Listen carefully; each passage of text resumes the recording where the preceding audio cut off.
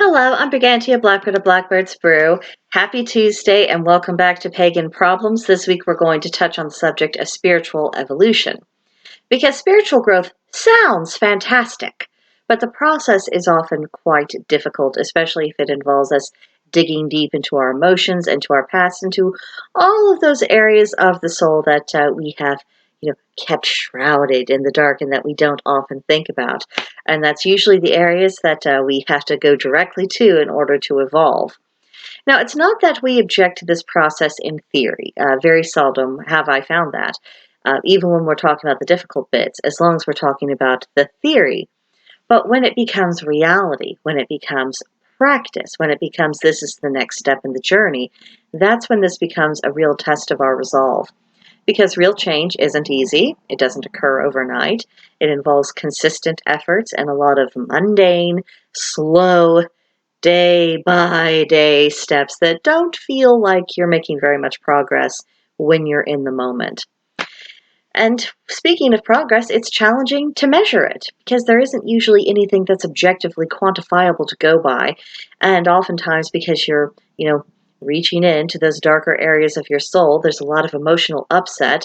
And so there's periods of discouragement. So you can't even be measuring it by, oh, I feel so much better, because sometimes you need to go through a little bit more of the process before you can get to the next stage of feeling better. Another thing that makes this process of spiritual evolution interesting is that sometimes what we think we need is quite different from what the gods have in mind. They could have different plans for us. And there's a lot of different reasons why this could occur. For one, they occupy a very different perspective in us. They have a much broader range of life experience, and they have seen many people go through similar patterns. And this enables them to see things about ourselves and about our overall charted course that we can't, just because they have a better vantage point. So, as we are setting our spiritual goals, just be aware that it isn't at all unusual to say, okay, here's my goals, and then to find yourself carried off in an entirely different directions by the gods themselves, especially if you have a specific patron deity who might have a whole laundry list of things they would like you to do before they deal with what you are wanting to do. And sometimes we kick and we scream, but in the end, the reason for this change, of course, usually does become apparent. And in my own experience, when I've been taken away by these detours, it's usually because there are underlying issues that need to be attended to before I work towards the goal that I originally had in mind. I might not have the necessary psychological or even spiritual tools to do what I was wanting to do. I need to go backwards, deal with some other stuff, and then I'll be in a position to actually move forward.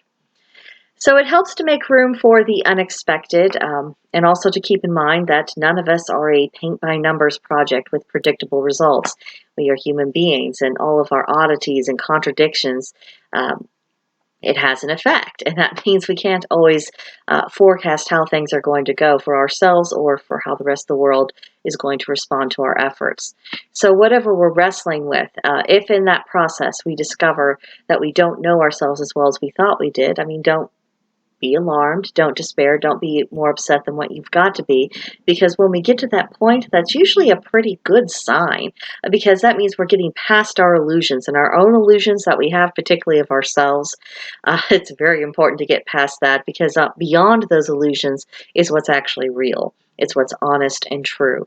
This can be emotionally painful, but if we use that moment and we decide we're going to face the pain and deal with it successfully, it can jumpstart our growth, because we're not going to have this lurking in the back, dragging us backwards. And in the course of things, we might discover that we have aptitude for avenues of spirituality that we've never explored before, or that we have ideas that are much more deeply rooted than what we were aware of. And sometimes these are ideas that we need to keep and hold fast to, and sometimes these are ideas that we need to get up by the roots and toss them right out the window.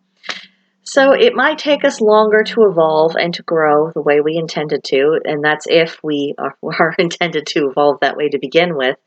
But this is a journey, and it is okay and oftentimes helpful to walk at a more deliberate pace rather than trying to rush towards an artificial destination that may not ultimately serve our interests. So lots of sympathy and empathy going on with this video today. Not a whole lot of specific advice as you're going through your own journey of spiritual evolution.